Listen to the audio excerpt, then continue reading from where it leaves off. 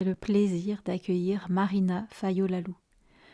Après une expérience de plus de 10 ans dans l'industrie nucléaire, pharmaceutique puis cinématographique, Marina s'est orientée vers l'éducation nationale afin de répondre à son envie d'accompagner les enfants rencontrant des difficultés dans les apprentissages. Son expérience dans l'enseignement traditionnel ne l'ayant pas satisfaite, elle a décidé de se former à la psychopédagogie positive. Après avoir accompagné de nombreux atypiques, elle a constaté comment beaucoup de parents se sentaient déboussolés devant le fonctionnement de leur enfant qu'ils ne comprenaient pas. Elle s'est alors formée à la discipline positive afin de les accompagner et surtout de leur donner les outils pour avancer aux côtés de leur enfant. Après un enseignement spécifique à la rééducation du geste graphique, la graphothérapie vient compléter sa formation de psychopédagogue avec pour objectif commun l'épanouissement des enfants. Bonjour. Alors lors de cette conférence, je vais vous parler des difficultés relationnelles des enfants hypersensibles et je vais vous aider à comprendre votre enfant et à l'aider dans sa relation aux autres. Donc le but de cette conférence est de comprendre les liens qu'il y a entre les caractéristiques de l'hypersensibilité de l'enfant et ses difficultés relationnelles, de comprendre aussi l'impact de l'hypersensibilité de l'enfant dans ses relations à la fois familiales et scolaires, et enfin de découvrir différentes solutions pour l'apaiser dans ses relations parfois conflictuelles et l'aider à s'épanouir. Donc, selon plusieurs études, notamment celles menées par le docteur Hélène Aron, spécialiste de l'hypersensibilité, 20% de la population serait hypersensible, adulte comme enfant, ce qui fait un enfant sur 5. Alors, avant de commencer, je voudrais faire un petit point sur ce que c'est que l'hypersensibilité. Alors, l'hypersensibilité n'est pas un trouble, mais un trait de caractère. Donc, c'est une manière de ressentir les choses, un filtre finalement qui amplifierait tout, qui amplifierait la manière de ressentir, de réfléchir, de réagir à ses émotions également. Elle est présente chez l'homme comme chez la femme, chez l'adulte comme chez l'enfant. L'hypersensibilité est donc le fait de réagir de façon disproportionnée devant des événements interprétés souvent de façon excessive. Ce trait de caractère a plusieurs origines. Il peut être génétique ou bien lié à des circonstances de la naissance, aux relations avec les parents, à l'entourage, aux événements de la vie. Mais malgré tout, il y aura une prédisposition dès la naissance pour les personnes hypersensibles. Au niveau cérébral, qu'est-ce qui se passe? Dans le cerveau des enfants hypersensibles, la transmission des signaux électriques d'une cellule nerveuse à une autre est beaucoup plus intense. Les stimuli sont aussi beaucoup plus importants et nombreux chez eux. Ce schéma cérébral mènera les hypersensibles à faire face différemment à leur environnement et aux stimulations qu'ils rencontrent. Il est quand même important de souligner avant d'aller plus loin que chaque personne hypersensible exprimera son hypersensibilité de façon différente, avec une émotivité différente. Certains enfants seront plus sensibles à des choses physiques comme le bruit ou la lumière, tandis que d'autres seront plus sensibles à des stimuli plus émotionnels comme les injustices ou l'amour. Mais tous se sentiront submergés par des émotions vives et intenses. Les réactions à ces sensibilités pourront elles aussi être différentes. Ces enfants sont souvent envahis de plusieurs émotions ambivalentes et peuvent facilement passer du rire aux larmes. On entend souvent l'entourage dire des hypersensibles qui sont à fleur de peau ou qu'ils prennent les choses trop à cœur. Mais la réalité est plus complexe. Si on considère que l'hypersensibilité est un filtre qui amplifie tout et que c'est aussi un trait de caractère, alors il y a autant d'hypersensibilité que de personnes différentes. Dans le détail, l'hypersensibilité a donc de multiples facettes et peut se manifester différemment selon l'enfant avec différentes dominantes. Donc sans vouloir faire entrer l'enfant hypersensible dans des cases, il est important de souligner que l'hypersensibilité peut s'exprimer selon 5 dominantes que l'on peut tout à fait combiner. Donc il y a les hypersensibles anxieux, pour qui leur imagination est tournée vers l'inquiétude, et donc ils envisagent toutes les conséquences possibles d'événements menaçants, souvent imaginaires. Ils se fatiguent beaucoup aussi à chercher des solutions à des problèmes qui n'existent que dans leur tête, ou encore à imaginer le pire pour leurs proches et pour eux-mêmes. Au niveau de leur parcours scolaire, ces enfants peuvent développer ce que l'on appelle une angoisse de performance, qui constitue un obstacle important à leur réussite. Ils sont souvent peu motivés face à leurs difficultés, sont sujets au trac et vivent leur intervention en public comme un véritable calvaire. Ensuite, il y a aussi les hypersensibles expressifs, qui manifestent donc leurs émotions avec une grande intensité. Joie, tristesse, colère, peur, amour, bref, tout est vécu puissance 1000. Ils pourront autant sauter de joie que hurler de tristesse, et ils perdent bien souvent le contrôle d'eux-mêmes. Si les parents sont également hypersensibles, ça peut alors être une explosion d'émotions au quotidien. Les expressifs sont très réceptifs aux ambiances et aux humeurs de leur entourage, ce qui rend plus compliqué leur comportement en groupe comme dans une salle de classe. Leur besoin de plaire en permanence et leur attitude parfois décalée font de ces hypersensibles une sorte de caméléon très difficile à suivre et à comprendre. Ensuite, il y a les hypersensibles en retrait. Contrairement aux expressifs, ces enfants auront plutôt tendance à se former une protection en se refermant sur eux-mêmes. C'est une attitude inconsciente qui leur permet de mieux vivre avec leur personnalité d'écorché vif.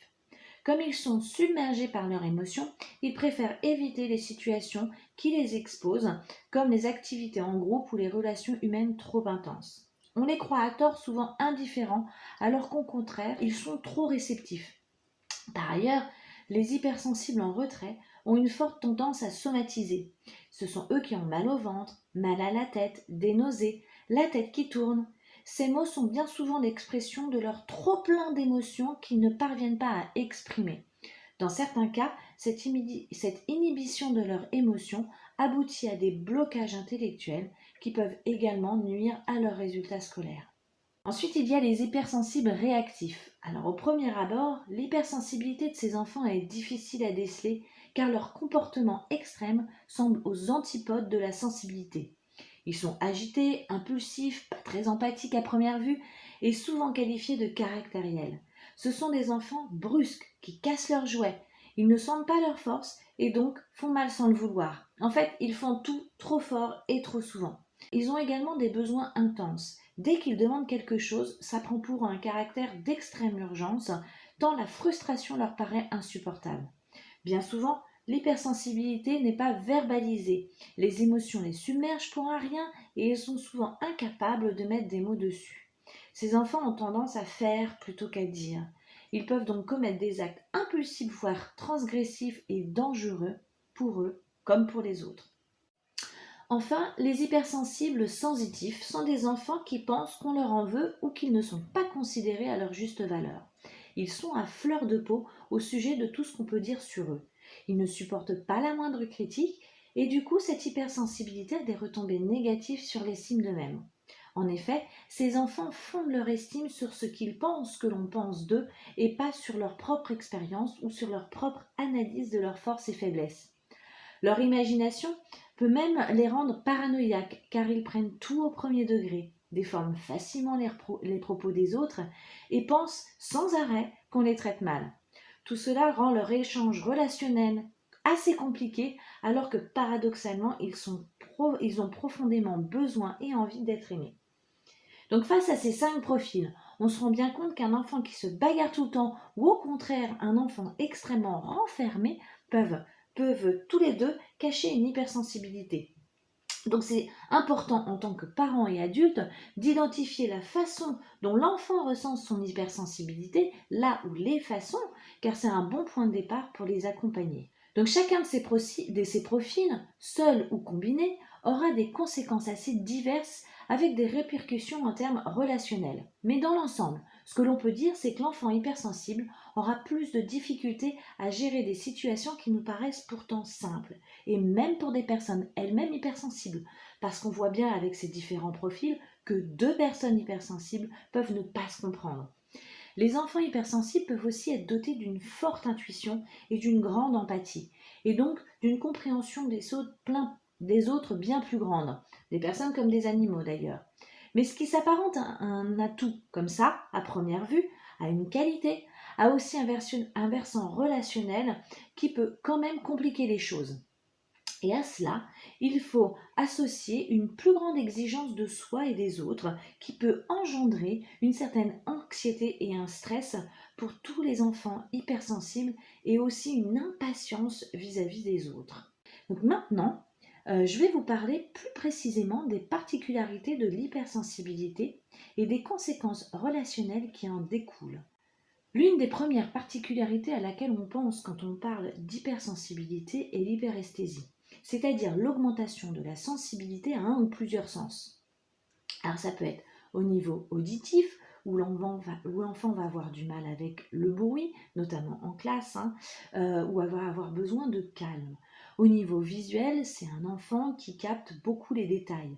Au niveau tactile, c'est ces enfants pour qui l'habillage va être compliqué parce que les étiquettes le grattent, les coutures l'irritent, les pantalons le serrent trop à la taille. Finalement, ce sont des enfants qui sont très sensibles au niveau tactile et qui peuvent d'ailleurs avoir une sensibilité à la douleur bien plus importante. Au niveau olfactif, ce sont les enfants qui perçoivent la moindre odeur, qu'elle soit agréable ou désagréable, elles envahissent les sens olfactifs de l'enfant. Le dernier sens, c'est le goût. Ce sont par exemple ces enfants qui ont du mal avec certaines textures alimentaires. Mais finalement, ce sont aussi des enfants qui sont des fins gourmets. Quelles sont les conséquences relationnelles dans tout cela ? Eh bien, l'hyperesthésie est souvent à l'origine d'une surcharge cognitive avec pour conséquence des difficultés de concentration.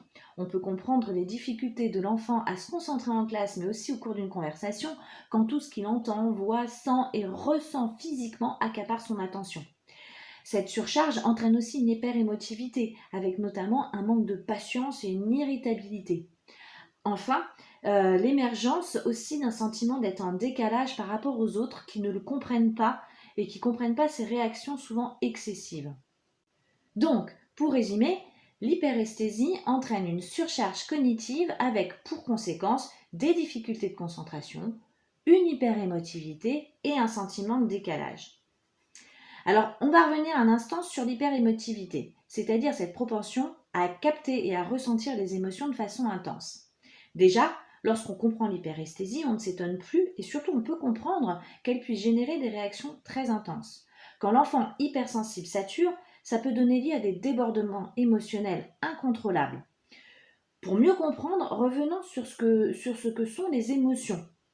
Toute émotion survient suite à un élément déclencheur qui se manifeste dans le corps par des sensations physiques. Un enfant hypersensible perçoit beaucoup plus de choses autour de lui, ce qui augmente les stimuli émotionnels, d'où le fait de vivre plus d'émotions que les autres. De plus, ces sens surpuissants décuplent les effets corporels de ces émotions. Ainsi, un enfant ou un adulte hypersensible va rapidement ressentir des palpitations, l'impression de suffoquer, le ventre ou la gorge se nouer, même lors d'une émotion de faible intensité a priori. Donc, une quantité accrue d'émotions et une intensité maximale entraînent un trop-plein émotionnel. Alors attention, il est important de poser le fait que tous les enfants avant 6-7 ans sont hyper émotifs car leur développement cérébral ne leur permet pas de prendre du recul ou d'analyser leurs émotions. Donc, leurs émotions vont se manifester avec force et vigueur comme un hypersensible. Mais chez les enfants hypersensibles, cela va être encore accentué et pourra aussi durer dans le temps. Après l'hyperémotivité, il y a aussi les problèmes de concentration et ces pensées qui vont dans tous les sens. Donc de la même manière que les perceptions sensorielles vont impacter les émotions, elles vont aussi générer une multitude de pensées. Ainsi, l'enfant hypersensible peut avoir l'impression de ne jamais pouvoir mettre son cerveau sur pause, même la nuit, ce qui peut entraîner des troubles du sommeil. Chaque perception, chaque émotion, chaque intuition, chaque pensée en entraîne une autre et contribue à l'accumulation d'informations et de sensations. Cela rend certains enfants hypersensibles stressés, anxieux, désorganisés. Leur perception du monde les fatigue physiquement, psychiquement et émotionnellement, ce qui a naturellement des répercussions au niveau relationnel. Alors il y a aussi ce sentiment de décalage dont je vous ai parlé. Ce sentiment de décalage est un peu lié à cette grande intuition dont font preuve les enfants hypersensibles. En effet, ce sont des enfants également très intuitifs. À l'école, ils peuvent trouver des résultats sans vraiment être capables d'expliciter le raisonnement, ce qui peut sembler bizarre aux yeux des autres élèves ou générer même de l'agacement de la part de l'enfant hypersensible vis-à-vis des autres camarades qui considèrent trop lent. Cette forte intuition est par ailleurs étroitement reliée à ses capacités d'empathie. Évidemment, une conséquence à tout cela, l'hyperesthésie, l'hyperémotivité, l'hyperempathie, l'hyperintuition, est le gouffre que cela crée avec les 80% restants de la population. Les hypersensibles se sentent donc souvent en décalage avec leur entourage, et cela dès leur enfance. En plus, les réactions perçues comme étranges de la part de l'entourage de l'enfant peuvent entraîner une mise à l'écart, notamment à l'école. Alors, ce sentiment de décalage peut avoir des conséquences relationnelles différentes suivant qu'il s'agisse d'un enfant ou d'un adolescent. Par exemple, un enfant hypersensible peut préférer avoir un petit groupe de copains, voire un seul copain. Il évitera les grands groupes où il y a trop d'agitation qui peuvent le rendre mal à l'aise. Mais quant à l'adolescent, c'est plus complexe. Le propre de l'adolescence, c'est de suivre les injonctions de groupe et à dépasser les limites, comme la cigarette, l'alcool, les drogues. Mais le souci, c'est que l'adolescent hypersensible en paiera le prix fort, avec souvent une hyperréactivité due à son hypersensibilité. C'est pour ça que l'hypersensibilité est particulièrement délicate à cette période. Si l'ado passe par le cap de la crise d'adolescence et le désir de faire ses propres expériences, et bien comme il vit tout plus intensément que les autres, il pourra se sentir à un moment ou à un autre en décalage.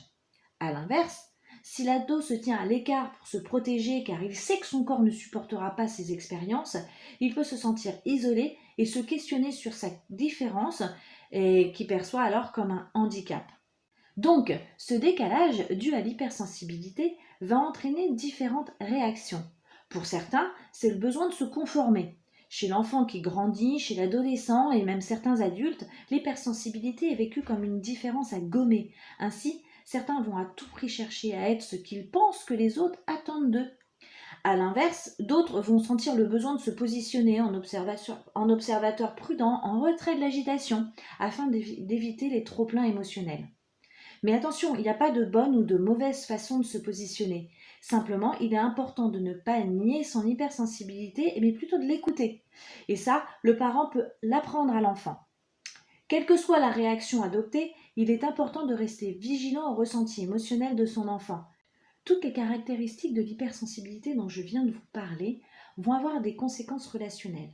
Pour parer à son hypersensibilité, l'enfant a recours à des mécanismes de défense qui lui sont propres, mais qui peuvent déstabiliser son entourage.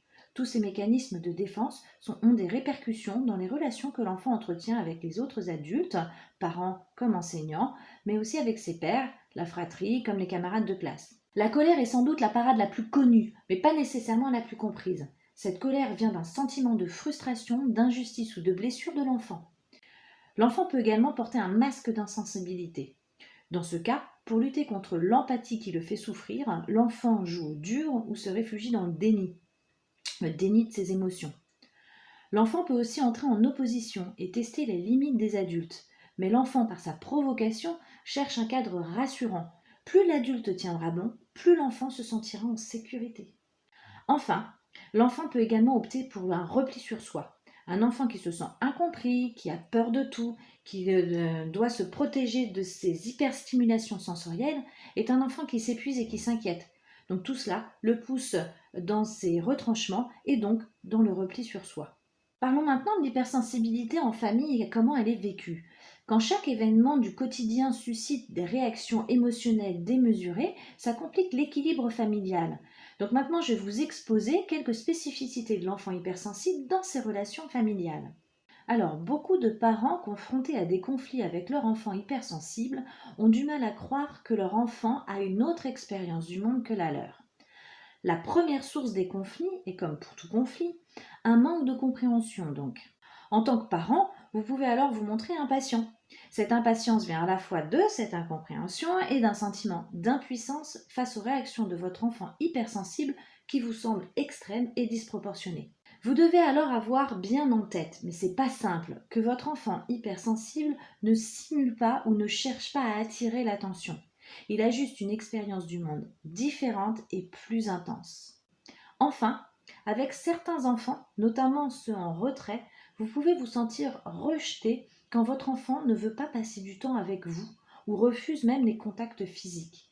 Ces réactions sont en aucun cas des signes que votre enfant ne vous aime pas, mais sont liées aux caractéristiques de l'hypersensibilité dont je viens de vous parler.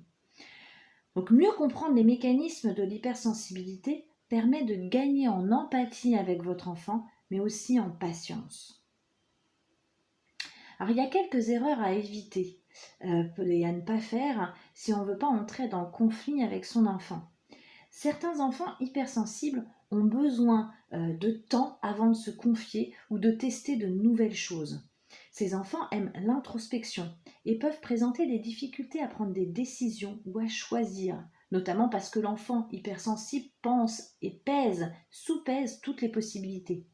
Ils ont également besoin d'observer et de réfléchir avant de s'engager dans une activité ou dans un groupe et ont tendance à faire preuve de retrait dans de nouvelles situations ou face à de nouvelles personnes. Du coup, certains parents peuvent être décontenancés face à ce retrait et même s'inquiéter. En voulant bien faire, vous pouvez pousser votre enfant à aller vers les autres ou à tester de nouvelles expériences alors qu'il est loin d'être prêt.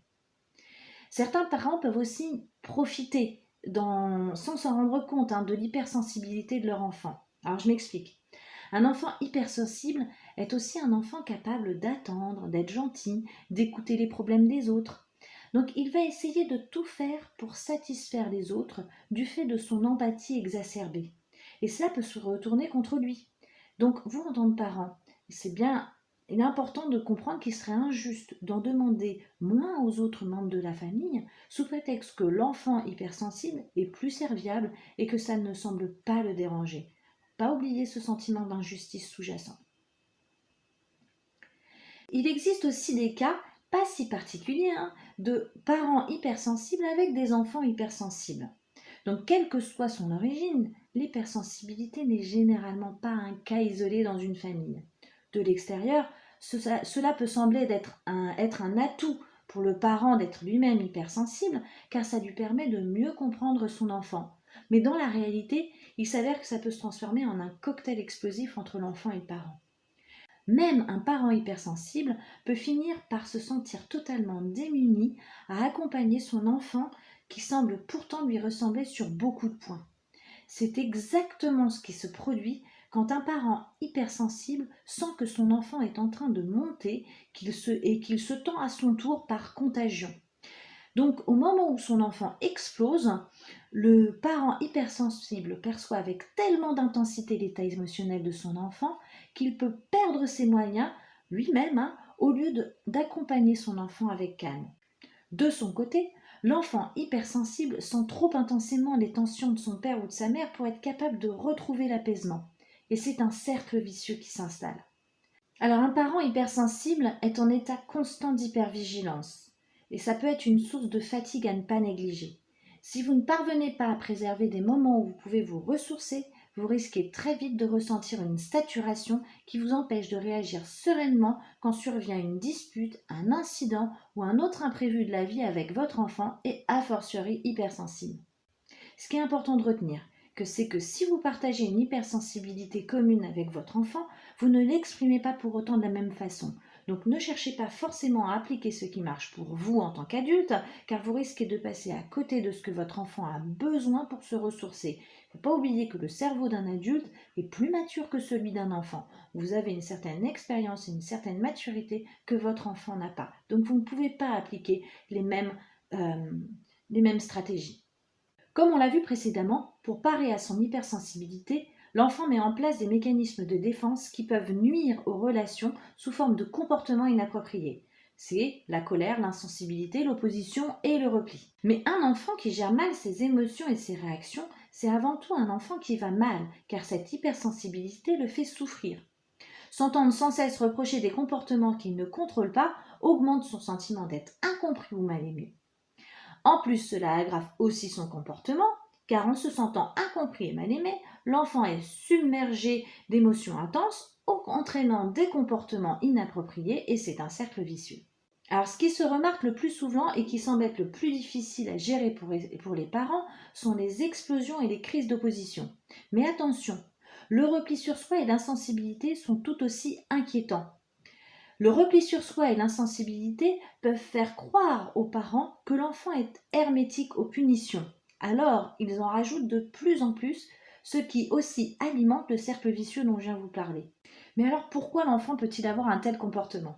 Un enfant hypersensible qui explose en famille peut avoir le sentiment de ne pas vraiment compter pour ceux qu'il aime. Il peut manquer de renforcement positif. Il a besoin d'entendre et de voir que c'est quelqu'un de bien. Rappelez-vous qu'il peut avoir aussi une très mauvaise estime de lui. Mais malheureusement, de par son comportement, il ne bénéficie pas assez de mots gentils, de compliments, d'encouragement. Les critiques sont quant à elles légion, puisqu'il se comporte mal, épuise son entourage et se montre insolent. Il est aussi facilement blessé car son hypersensibilité émotionnelle lui fait voir chaque réflexion, chaque reproche comme la preuve qu'il ne vaut rien et qu'on ne l'estime pas. Le pire pour lui, c'est qu'il cherche à faire de son mieux et désire fournir toujours plus d'efforts, mais sans résultat. On lui reproche même parfois de ne pas en faire assez. Alors pourquoi essayer d'en faire encore plus pour ne rien y gagner au final, ou alors d'autres critiques? Le problème des efforts, c'est qu'ils ne se voient pas forcément et qu'il est difficile pour l'enfant d'en fournir des efforts en quantité continue, surtout quand il y a un manque d'encouragement. C'est pourquoi les parents, comme les enseignants, doivent en prendre conscience avant que l'enfant se décourage durablement. La famille et l'école sont deux environnements qui peuvent avoir des similitudes et parfois des différences, mais où l'enfant exprimera, quoi qu'il arrive, son hypersensibilité. Alors, à l'école comme à la maison, l'enfant sera face à un adulte avec des exigences d'adulte sur les règles et les limites, mettant ainsi à l'épreuve, pour certains, leur seuil de frustration et pour d'autres, leur effort à se conformer. Mais contrairement au milieu familial, à l'école, l'enfant devra gérer la problématique du groupe et du regard des autres, souvent plus violent que dans le cocon familial. L'environnement étant différent, les réactions de l'enfant seront différentes, mais les difficultés relationnelles que l'enfant rencontrera à l'école aura immanquablement des conséquences dans le milieu familial. À l'école, l'enfant hypersensible sera confronté en premier lieu à la relation avec les autres et dans ces conditions, les caractéristiques de l'hypersensibilité seront mises à l'épreuve. Tout d'abord, au niveau de leur grande empathie. Les enfants hypersensibles accordent une très grande importance aux qualités humaines des relations qu'ils vivent avec les autres, ainsi qu'à la profondeur et à la sincérité de ces relations. Du coup, ils peuvent être profondément affectés par les trahisons, les injustices, pour eux comme pour les autres, la tristesse aussi qu'ils perçoivent chez les autres, mais également les pertes relationnelles, dues à un redoublement, à un saut de classe, à des mélanges de camarades entre deux niveaux ou à un déménagement. Ils ont mis tellement de temps à construire ces relations que les perdre peut les emmener dans un grand découragement. Ce qui conduit finalement à la seconde caractéristique de l'enfant hypersensible qui peut être aussi mis à l'épreuve à l'école. Ce sont les difficultés de positionnement face au groupe. En effet, les enfants hypersensibles peuvent avoir peur du groupe tout en ayant un fort désir d'appartenance. Les deux sont entremêlés et font que l'enfant présente une certaine vigilance face au groupe.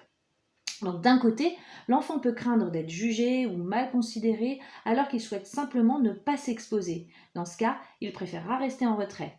En même temps, l'enfant hypersensible va être apprécié de ses amis comme de ses professeurs. Et il ne veut surtout pas se retrouver tout seul, sans personne sur qui compter et s'appuyer, sans copain, sans copine avec qui jouer. Du coup, ces émotions contradictoires peuvent créer chez lui de l'anxiété et une difficulté à se positionner face au groupe. Une autre situation délicate à l'école est la gestion du collectif pour les hypersensibles. Bien souvent, un enfant hypersensible ne vit pas très bien les sports d'équipe, toujours dans la peur du jugement. Il croit que tout le monde scrute chacun de ses mouvements en détail, donc beaucoup préfèrent les sports individuels. Mais ça ne veut pas dire qu'il se la joue individuel tout le temps. En classe, comme l'hypersensible est un penseur profond et réfléchi, il peut même être plutôt efficace dans un environnement collectif. Mais par contre, il ne faut pas vraiment leur demander de prendre une décision finale. En effet, le souci des subtilités et du détail rend la prise de décision difficile. En fait, il y a rarement un choix tranché par un oui ou par un non dans la vie, hein. Donc même par exemple, s'il n'y a pas de mauvaise réponse dans le choix d'un parfum de glace, l'enfant hypersensible aura tendance à mettre plus de temps à choisir parce qu'il envisage toutes les possibilités. Mais surtout, il voit que tout ce qu'il a écarté par ce choix. Donc s'il choisit le chocolat et il passera à côté de la vanille, et pour lui, ça peut être difficile. De plus, réaliser qu'on a pris la mauvaise décision n'est jamais agréable et pour un enfant hypersensible, cette émotion est amplifiée parce que la réaction émotionnelle est plus forte.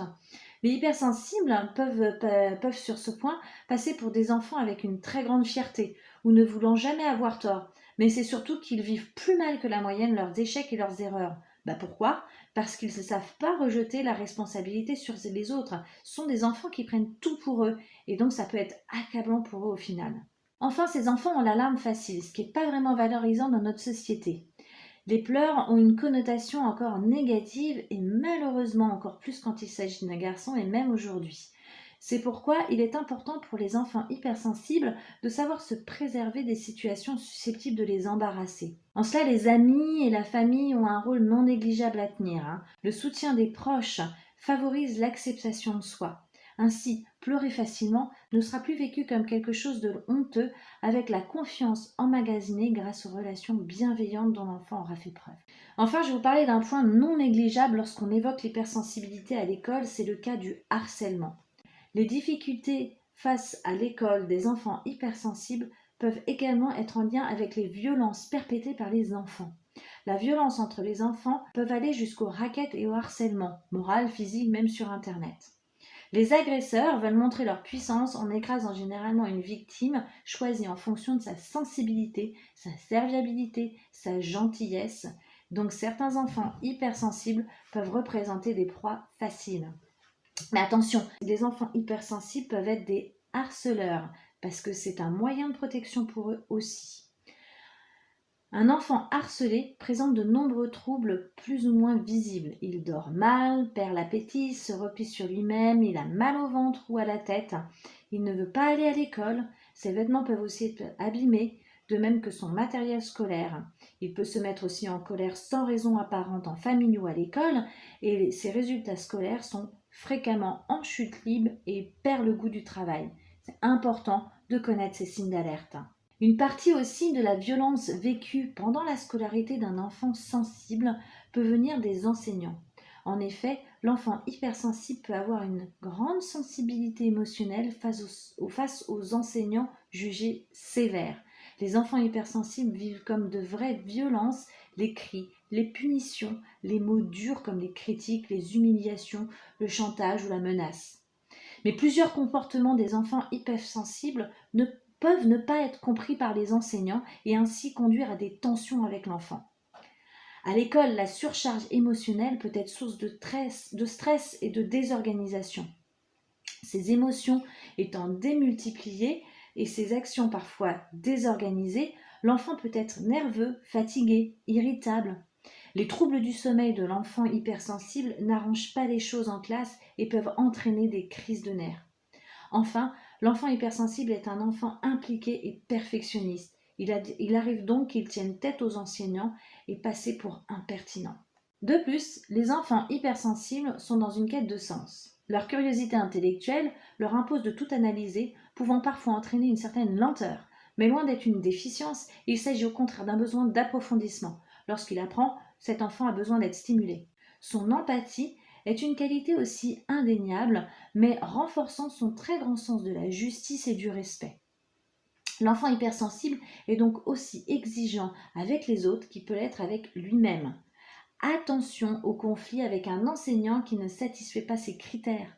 L'enseignement doit faire sens et être digne d'intérêt sous peine d'un désintérêt total de la matière, voire un comportement inapproprié en classe. Je ne justifie pas ces comportements, bien entendu, en disant ça, je les explique. En comprenant ce comportement, vous pouvez les expliquer à vos enfants et ils pourront mieux les comprendre et revenir dessus. Bien sûr, devant la mise en place de toutes ces stratégies d'adaptation ou cette quête effrénée de la perfection, l'enfant hypersensible risque l'épuisement. Certains enfants hypersensibles, du fait de leur maturité, de leur sérieux, de leur implication, sont parfois poussés par leurs professeurs ou par leur entourage à viser toujours plus haut. Voulant trop bien faire, ils travaillent sans relâche jusqu'à un véritable épuisement, pouvant aller d'ailleurs jusqu'au burn-out. Ces enfants essayent d'être parfaits et toujours au plus haut niveau. Ils s'en veulent de ne pas y arriver, s'effondrent à l'idée d'une erreur ou d'un échec et peuvent en arriver à perdre l'appétit et à ne plus dormir. Le perfectionnisme de l'enfant peut aussi l'empêcher d'accepter de se socialiser avec d'autres enfants, jugés sans doute trop faillibles. Paradoxalement, il existe aussi chez certains enfants une volonté inconsciente de ne pas montrer leur réussite. Ils veulent éviter d'être mis en valeur par les professeurs qui les donnent en exemple par crainte d'être dans la lumière. Il leur paraît plus rassurant de rester cachés dans l'anonymat du groupe. Ils peuvent également être tourmentés à l'idée de devoir continuer à réussir, comme si cela allait leur demander un surcroît colossal de travail ou encore plus d'implication, alors qu'ils ont déjà atteint leurs limites. Ainsi, cette quête de la perfection, cette crainte de ne jamais bien faire, de ne jamais être à la hauteur, entraîne un niveau élevé de stress et d'anxiété qui peuvent devenir permanentes et avoir des répercussions émotionnelles et donc relationnelles. Comme on vient de le voir, les caractéristiques de l'hypersensibilité sont des perceptions sensorielles nombreuses et accrues, des émotions décuplées et une surcharge cognitive. Donc la fatigabilité de la personne hypersensible est indispensable à prendre en considération pour combler ses besoins fondamentaux. Si votre enfant est hypersensible, il faudra impérativement lui permettre de dormir suffisamment et lui aménager des temps seuls dans le calme et le silence pour s'apaiser et se ressourcer. Si vous êtes vous-même hypersensible, vous devez veiller à vous accorder des pauses chaque jour sans exception. Si tous les parents devraient le faire, un parent hypersensible ne peut vraiment pas en faire l'économie. Donc le calme, le silence, l'introspection, les exercices de respiration, de relaxation sont des antidotes de base à l'épuisement des enfants et des adultes hypersensibles. Enfin, je voudrais vous parler de la timidité et de l'introversion et de l'amalgame trop souvent fait entre ces deux notions. Comme je l'ai déjà évoqué, un enfant hypersensible peut se sentir en décalage avec les autres et éprouver des difficultés à se lier d'amitié. Il aurait donc besoin d'un temps important d'observation avant d'aller vers les autres. De plus, l'épuisement physique et émotionnel dont je viens de parler également pousse l'enfant hypersensible à s'isoler et à chercher le calme. Ainsi, l'enfant hypersensible de prime abord peut sembler réservé ou timide. Mais il ne faut pas confondre la timidité et l'introversion, et bien connaître la différence vous permettra d'aider votre enfant à mieux se comprendre et à mieux se positionner. Alors la timidité se caractérise par une tendance à éviter les interactions sociales par peur du jugement ou du ridicule. Les enfants timides se sentent mal à l'aise et anxieux lorsqu'il s'agit d'interagir avec les autres. Ils manquent de confiance en eux et souvent d'aptitude sociale. Du coup, les enfants timides évitent d'être au centre de l'attention ou de rencontrer de nouvelles personnes. Ils ont aussi de la difficulté à lâcher prise. L'introversion, en revanche, définit des enfants calmes, réservés et introspectifs. Les comportements des enfants introvertis peuvent être similaires aux timides, mais les raisons sont différentes. Les enfants introvertis montrent peu d'intérêt pour de nouvelles rencontres ou de nouvelles situations. Ils ont tendance à être éloignés des autres enfants, à moins que ce soit des amis proches. Mais contrairement aux timides, ces enfants n'ont pas peur des interactions sociales ou peur d'être jugés. Ils ont généralement même de bonnes aptitudes sociales. Simplement, ils apprécient juste leur propre compagnie et se sentent plus à l'aise lorsqu'ils sont seuls. Dans le cas où, chez certains enfants, ils apprécient les interactions sociales, ils apprécient le groupe, mais au bout d'un certain temps, ils peuvent se sentir trop stimulés et éprouver le besoin d'être seuls. C'est leur façon de recharger leur batterie. L'introversion est beaucoup plus fréquente qu'on ne l'imagine chez les hypersensibles et ne doit pas être confondue avec la timidité. Un enfant hypersensible, en manque de confiance en lui, pourra être timide. Mais un autre qui a de bonnes aptitudes sociales sera juste introverti. Il sera donc nécessaire que l'entourage de l'enfant accepte ces moments d'isolement afin qu'il puisse recharger ses batteries. Si l'adulte ne comprend pas cette distinction, l'enfant la comprendra encore moins. Cela pourra entraîner de la confusion chez l'enfant et notamment augmenter son sentiment d'être en décalage par rapport aux autres. Enfin, On estime cependant qu'à 30% environ la part des personnes hypersensibles qui sont extraverties. Souvent, les personnes hypersensibles qui sont extraverties ont grandi dans une communauté très soudée, un village, une famille nombreuse qui leur permettent d'interagir avec beaucoup plus de monde. Alors, comment aider votre enfant à mieux vivre avec les autres? Un des défis majeurs pour les enfants hypersensibles, c'est d'être à l'aise dans ce monde avec les autres. Mais comme on l'a vu, quand deux personnes échangent en ayant des fonctionnements différents, cela peut créer des incompréhensions, des frustrations et de la souffrance. Alors comment peut-on aider son enfant hypersensible à faire face à des difficultés relationnelles, que ce soit avec les autres enfants ou avec un adulte en famille, en groupe, à l'école comme à la maison? Quelle attitude privilégier ou éviter dans la famille? Le premier impératif est de s'abstenir de coller une étiquette à son enfant hypersensible comme fragile, impulsif, capricieux ou encore susceptible. Il ne s'agit pas non plus de surprotéger ou de le coacher. En tant que parent, votre rôle est d'aider votre enfant à nommer ses émotions et à le faire se questionner en lui faisant prendre du recul. Il faut aussi respecter le fait que votre enfant n'ait pas envie de se mêler aux autres. Enfin, il est important de lui donner confiance en étant présent, patient, encourageant et en valorisant ses différences. Un enfant qui a confiance en lui est plus solide face au regard des autres. Par exemple, il deviendra capable de rire quand on le taquine. Et comment agir du coup si la situation a déjà explosé? Maintenant que vous avez compris qu'un enfant qui a des comportements inappropriés est un enfant qui souffre. C'est un enfant qui doit faire sans cesse des efforts pour supporter son hypersensibilité, sa réactivité, son anxiété, son besoin d'amour jamais satisfait et à qui on reproche de ne jamais faire assez d'efforts. Quand on ne le supporte plus, la meilleure façon d'envenimer les choses, c'est de lui faire des reproches, de le punir, de le culpabiliser, de l'accuser et surtout s'il est hyper émotif. Au contraire, si vous souhaitez que le comportement de votre enfant s'améliore, rassurez-le. Cherchez-le à le comprendre pour l'aider à aller mieux. Son comportement inapproprié ne pourra s'améliorer que s'il se sent compris, rassuré sur sa valeur et aimé. C'est le seul moyen de briser le cercle vicieux dans lequel votre enfant se trouve. Mais bien entendu, ça ne veut pas dire pour autant qu'il faut tout lui passer et accepter ses comportements inacceptables. Mais s'il veut améliorer son comportement, il a besoin d'aide, de compréhension et d'amour. Expliquez-lui qu'il n'est pas responsable de son hypersensibilité, mais qu'il doit apprendre à bien se comporter et à contrôler ses réactions. Il n'est pas responsable de sa tendance à mal se comporter, mais s'il ne fait rien pour changer, il sera responsable. Ce n'est pas facile, mais il peut compter sur vous pour l'aider. Les enfants hypersensibles ont des sentiments plus profonds que les autres. C'est pourquoi leur mettre des limites peut parfois devenir un défi pour les parents. Mais les outils de discipline positive basés sur la fermeté et la bienveillance sont d'une grande aide. Une fois la communication et le soutien émotionnel établis, il est important de fixer des limites pour offrir à l'enfant la possibilité de passer à autre chose. Comment faire? Déjà, servez d'exemple. Les enfants apprennent plus de ce que vous faites plutôt que de ce que vous dites.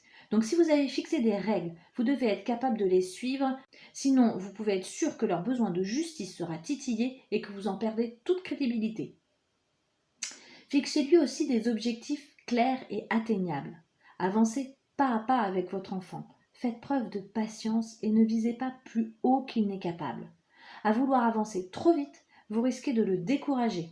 N'oubliez pas tous les efforts qu'il fait au quotidien. Ensuite, expliquez à votre enfant les conséquences de ses actes s'il transgresse la règle. Les conséquences d'une transgression doivent toujours être connues de l'enfant et énoncées à l'avance. Mais attention à ce qu'elles soient liées au comportement de l'enfant. Soyez ferme dans vos décisions et appliquez toujours ce qui a été décidé. Cette fermeté est un repère indispensable pour un enfant, surtout s'il est hypersensible. Enfin, mettez l'accent sur les solutions et pas seulement sur les problèmes. Suivre les règles données montre à votre enfant un comportement cohérent envers lequel il peut avoir confiance. Il faut également éviter d'être sur la défensive. En tant que parents, nous devons être conscients de nos propres sentiments et de les distinguer de ceux de nos enfants. Nos enfants sont des individus à part entière avec leurs propres pensées, leurs propres sentiments, leurs propres réactions. Il est donc naturel qu'ils se mettent en colère à propos de choix que nous faisons et pour lesquels ils ne sont pas d'accord. Cela est même très bien pour leur développement personnel. Dans ces moments de conflit, il est important de ne pas être sur la défensive et éviter autant que faire se peut de se laisser envahir par nos propres émotions. Pour vous aider, n'hésitez surtout pas à être ouvert et communicatif avec votre enfant. Votre enfant est hypersensible et donc vous pouvez lui dire, il est capable de le recevoir, que ce n'est pas facile non plus pour vous de lui dire non parce que ça le dérange et que vous le ressentez. C'est loin d'être agréable, mais que si vous dites non, c'est parce que votre rôle de parent est d'assurer sa sécurité et de l'aider à apprendre à grandir. Enfin, quand votre enfant est bouleversé et fait des crises de colère, il est important de faire preuve d'empathie et de compréhension en mettant des mots sur la situation et les émotions associées.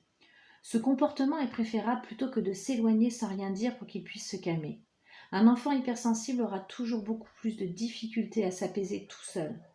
Cependant, affronter une crise de son enfant avec calme peut être très difficile pour un parent, et d'autant plus s'il est lui-même hypersensible, car les tensions de son enfant sont rapidement contagieuses. Dans ce cas, s'offrir un temps de pause en expliquant à son enfant que nous avons besoin de calme pour pouvoir mieux discuter avec lui après de la situation est une alternative que l'enfant est en capacité de comprendre. Parlons maintenant des relations de groupe. Les enfants hypersensibles éprouvent des difficultés à s'intégrer harmonieusement dans un groupe, notamment dans la vie de classe. Donc pour les aider à dépasser ces difficultés relationnelles et aborder plus sereinement les relations avec les autres, vous pouvez commencer par lui faire prendre conscience de son propre fonctionnement. Et pour cela, les occasions d'en parler sont multiples. À chaque fois que votre enfant vit un débordement émotionnel ou une frustration liée à une relation avec les autres, c'est l'occasion d'en parler à froid pour qu'il prenne l'habitude de mettre des mots sur ce qui s'est passé et sur ce qu'il a ressenti. Ça peut se faire en rituel le soir, au cours d'un échange avant de s'endormir par exemple. Cela peut permettre à votre enfant ainsi d'expulser ses émotions négatives et de mieux trouver le sommeil. Vous pouvez aussi l'aider à prendre conscience du fonctionnement de l'autre en développant son intelligence émotionnelle.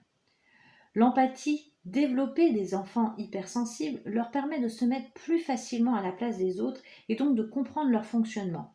Mais ce n'est pas le cas en cas de débordement émotionnel où ils perdent le contrôle. De plus, votre enfant n'est pas à l'abri d'une mauvaise interprétation. Donc n'hésitez pas à l'encourager à développer cette intelligence qui lui permettra de percevoir l'intention des personnes qui l'ont blessé. En effet, une personne peut blesser sans le vouloir et sans s'en apercevoir parce que son fonctionnement le pousse à agir ainsi. Ces personnes sont à dissocier de celles qui veulent blesser intentionnellement. Mais pour arriver à faire cette dissociation, il faut s'entraîner régulièrement et plus on côtoie de gens, plus on se confronte à différents fonctionnements, plus on s'exerce. Donc quand il vous parle de ses copains, de ses copines, c'est l'occasion de lui demander comment il perçoit leur fonctionnement. Vous pouvez par exemple, grâce à des jeux de rôle, rejouer une scène qui s'est produite à l'école avec votre enfant où vous inversez les rôles. C'est-à-dire vous jouez le rôle de l'enfant et il joue le rôle de son copain. Ça donnera l'occasion à votre enfant de mieux comprendre pourquoi l'autre a réagi comme il l'a fait, entraînant la colère ou la frustration de votre enfant. Vous pouvez apprendre la communication bienveillante à votre enfant pour qu'il apprenne à communiquer avec ceux qui ne sont pas mal intentionnés mais qui peuvent blesser tout de même. Quand un enfant hypersensible est blessé involontairement par quelqu'un, il exprime en général sa tristesse et celui qui a déclenché cet état est souvent dans l'incompréhension. Mais quand l'enfant est capable de repérer les situations où il est blessé involontairement, il lui sera quand même plus aisé de tout simplement communiquer avec la personne en lui disant ce qu'il ressent et pourquoi. Et bien souvent, la personne qui l'a blessé dira qu'elle est désolée et qu'elle ne voulait pas le rendre triste. À chaque fois qu'il y a une incompréhension avec un copain ou une copine, il est important d'encourager à communiquer verbalement avec eux. C'est pas facile et ils doivent souvent s'armer de courage pour y arriver ou même passer par une autre copine ou un autre copain pour que celle-ci fasse le messager ou facilite la communication. Mais quel bonheur au bout du compte quand ils ont réussi à communiquer, à dire ce qu'ils avaient sur le cœur à la personne concernée. Et enfin, Il est important aussi d'apprendre à votre enfant à communiquer avec ceux qui sont mal intentionnés et qui l'ont blessé volontairement, donc apprendre à se défendre. En effet, quand l'enfant a conscience que l'autre veut le blesser intentionnellement, c'est évidemment différent. Dans ce cas, l'enjeu est de se défendre et de ne pas se laisser faire et de dissuader l'auteur de recommencer. Et ça aussi, ça s'apprend et ça se cultive. Voilà, alors cette conférence est terminée. J'espère que j'ai pu vous apporter des réponses à vos questions et pourquoi pas des solutions pour accompagner votre enfant hypersensible dans ses difficultés relationnelles. Maintenant, dans le but d'aller plus loin dans l'accompagnement de votre enfant et notamment dans sa relation aux autres face à son hypersensibilité, j'ai conçu un atelier que je vous propose avec cette conférence. Donc il s'agit d'un livret d'accompagnement pratico-pratique avec des activités qui vous permettront de faire le point sur votre positionnement, vos attentes et vos priorités vis-à-vis de votre enfant hypersensible, de vous aider à apaiser les relations familiales en vous proposant des solutions d'accompagnement de votre enfant, des solutions pas à pas en fonction de ses comportements et des activités à réaliser pour accompagner votre enfant à apaiser ses relations avec les autres dans les situations diverses et variées. Bonne journée!